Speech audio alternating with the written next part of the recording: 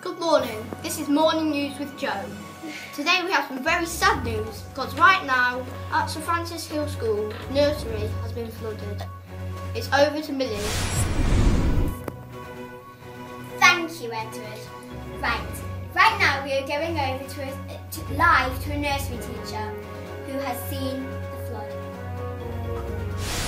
Okay, so now we are live from nursery to see a teacher, Mrs. Lily, do a report on nursery flood. Over to you, Miss Lily.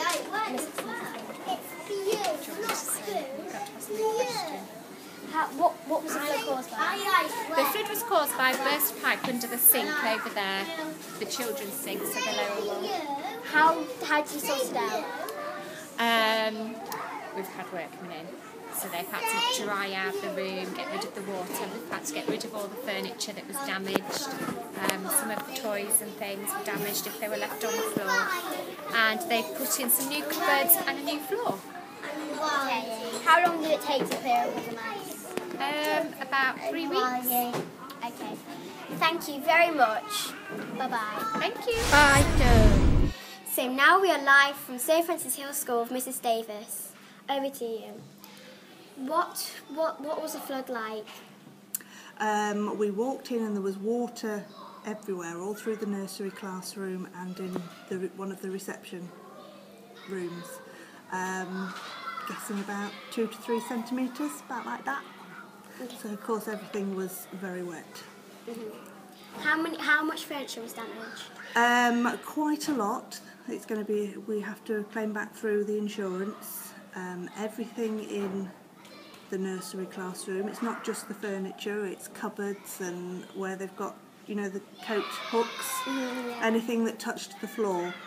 And obviously the wood soaked the wood up, the water up. So how long did it take to clean up the mess?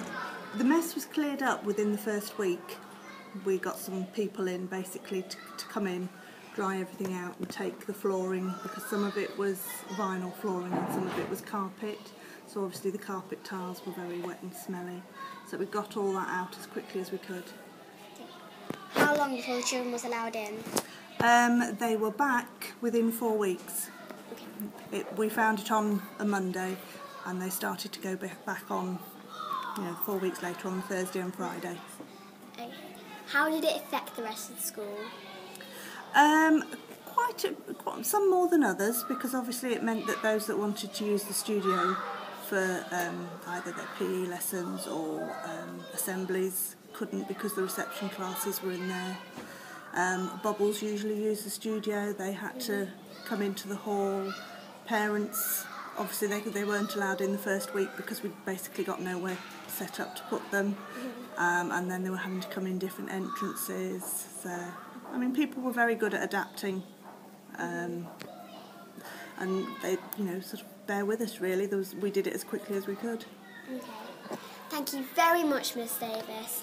Back to you, Edward. Okay, thank you, and thanks there, Millie, for some brilliant interviews. And now it's over to Jude with the weather and the traffic. Right, I'm going to tell you about the news and traffic jams that have been going on latest. So it's going to be cloudy in London today, and snowy in Moscow, sunny in Iran, and a bit windy in Algeria, cloudy in Mongolia, and rainy in Alaska, and cloudy and sunny in Banks 1, cloudy in Chicago, and there's going to be a few traffic jams. There's A1 causing lots of problems, roadworks in Grantham, and a crash in Boston. Truck crashed into a car. That's all from me. Back to you, Edward. Thank you there with all the weather. I'm now up to date with it. It's over to Owen now with all the sports. I'm Owen and I'm here with the sports. recently a swimming gala has taken place, and Amelia will tell you more details about it. Over to her. Hi, I'm here with Millie to interview her about the swimming gala. Okay, Millie, did you have fun? Yes, it was brilliant, thank you. What place did you come? There were 11 schools and we came 5th. I think we did very, very well. Who went with you? Owen, Jude, me, Amber from our class, Georgie from our class, Amber from next door, Harry from next door, and I think Sam came from next door. Okay. Where was it? It was at Lincoln City School. That's all from Millie. Thank you there for a brilliant interview with a professional swimmer. It is now to Amelia Rose with the Michael Moore Pergo books. Okay, so right now we are live from Sir Francis Hill Primary School with Amelia Clark, a pupil from Year 4. She is going to tell us about some of the books about Michael Morpurgo that are her favourite. So, Amelia Clark, what is your favourite out of all these books? Dear Ollie. What is this about?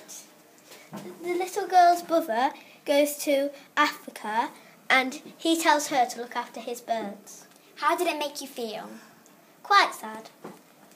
How did Michael Morpurgo make you feel sad? Like, what words did you use? They kept sending letters to each other and he kept saying that he might never come back and stuff like that. So is it more like a diary, like a journal that she's keeping? Yeah. Okay. Shall I tell you my favourite book? My favourite book is Little Foxes. Do you know anything about this book? No. Do you know anything about anything else in the book, all these books? No. So, this book is all about a little girl who wants her brother back from Africa, I think it is, isn't it? And they send letters to each other. So it's more like basically a little diary, a journal about her and her brother. Do you know what year it was set in? No. Okay, did it sound old? Kind of.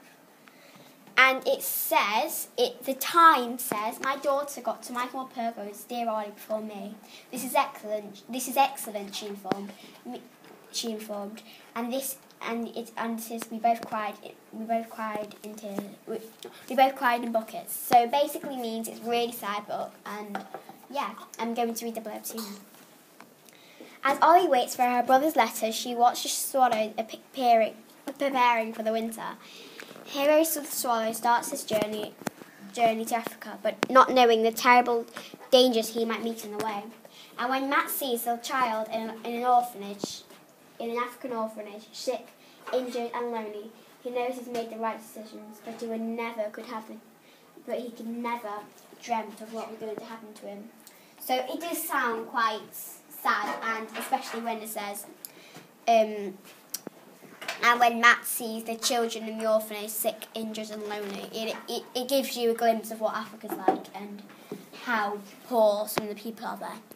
I think that's really good. Thank you very much, Amelia Clark. Bye-bye. Bye.